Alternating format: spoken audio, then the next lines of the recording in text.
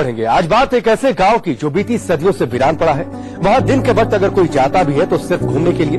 कभी हवेलियों से गुलजार रहने वाला ये गांव अब खंडहर हो चुका है। रात के सन्नाटे में यहाँ लोगों को डर लगता है। कोई कहता है कि गांव से अजीबोगरीब आवाजें आती हैं, तो कुछ लोगों का मानना है कि जो भी रात में यहाँ आया फिर वापस नहीं लौटा।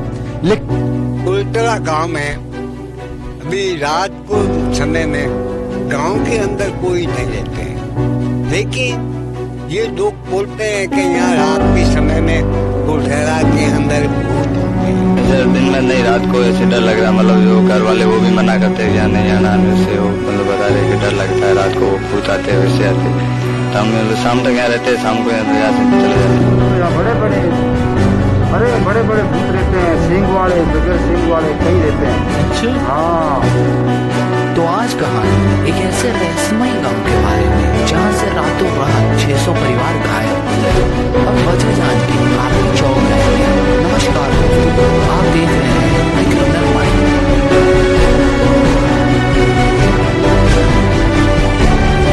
कहानी की शुरुआत होती है आज से 200 साल पहले, जब जैसलमेर से ठीक 18 किलोमीटर दूर एक 84 गांव का हंसता खेलता कस्बा हुआ करता था, जिसे कुलधरा के नाम से भी जाना जाता था। कुलधरा में पालीवाल ब्राह्मणों का बसेरा था।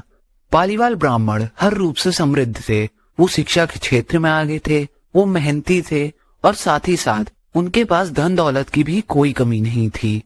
पर एक दिन कुलधरा पर बुरी नजर पड़ती है दीवान सालम सिंह की। आज से 200 साल पहले राजस्थान में रजवाड़ा सिस्टम हुआ करता था और जिस राज्य में कुलधरा आता था उसका दीवान था सालम सिंह।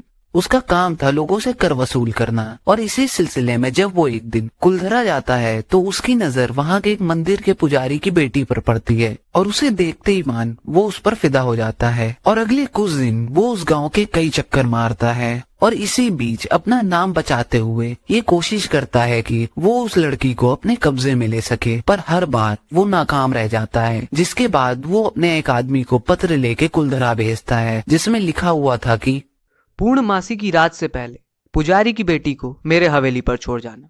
अगर ऐसा नहीं किया तो मैं वादा करता हूं उसकी अगली सुबह पूरे कुलधरा को तहस नहस कर दूंगा। जिसके बाद ये खबर पूरे कुलधरा में आग की तरह फैल जाती है और हर तरफ हड़कंप मच जाता है। जिसके बाद तुरंत ही एक पंचायत बुलाई जाती है और चर्चा शुरू होती है कि आगे क्या किया जाए। कुलधरा के लोगों के लिए उनकी इज्जत सबसे पहले थी, तो वो किसी भी हाल में पंडित की बेटी को सालम सिंह के हवाले नहीं करना चाहते थे। जिसके बाद एक रास्ता युद्ध का भी था, पर वो ये जानते थे कि सालम सिंह कितना शक्तिशाली और क्रूर है और उससे वो मिलके भी युद्ध नहीं कर पाएंगे। जिसके बाद पूरी सर्वसहमति से एक फैसला लिया जाता है जो आज के लोगों के लिए भी प्रेरणादायक है। और वो फैसला ये था कि वो 600 परिवार रातों रात पूरा कुलधरा खाली कर देंगे। जिसके बाद पंचायत खत्म होती है और सारे लोग अपने वादे के मुताबिक अपने अपने घर जाते हैं और अपनी अपनी जरूरत का सामान अपने साथ लेते हैं और वो 600 परिवार एक साथ पूरा कुलधरा खाली कर देते हैं। पर कुलधरा छोड़ने से पहले वो इस जगह को ये श्राप देते हैं कि उनके जाने के बाद यहाँ कोई भी नहीं बस पाएगा। फिर पूर्णमासी की रात बीतती है और सालम सिंह अपनी सेना के साथ कुलधरा पर आक्रमण कर देता है। पर जब वो और उसकी सेना कुलधरा पहुँचते हैं तो वो हैरान रह जाते हैं, क्योंकि पूरा कुलधरा वीरान था, वहाँ एक भी इंसान नहीं था। और ये देख के सालम सिंह सोच में पड़ जाता है कि आखिर वो 600 परिवार रातों रात गए तो गए कहाँ। जिसके बाद वो उन्हें खोजने की काफी कोशिश करता है, पर वो नाकाम रह जाता है। और ऐसा इसलिए क्योंकि वो 600 परिवार कुलधरा छोड़ने के बाद अलग अलग बट गए थे। और ऐसा इसलिए क्योंकि अगर ये 600 परिवार एक साथ कहीं जाते तो उनकी वहाँ मौजूदगी का सालम सिंह को पता चल सकता था और वो उन्हें खोज निकाल सकता था। जिसके बाद कुलधरा की खूबसूरती और वहाँ का वातावरण देख के सालम सिंह और उसकी सेना वहाँ बसने का फैसला करती है। पर श्राप के मुताबिक वहाँ कोई भी नहीं बस सकता था और होता भी कुछ ऐसा ही है।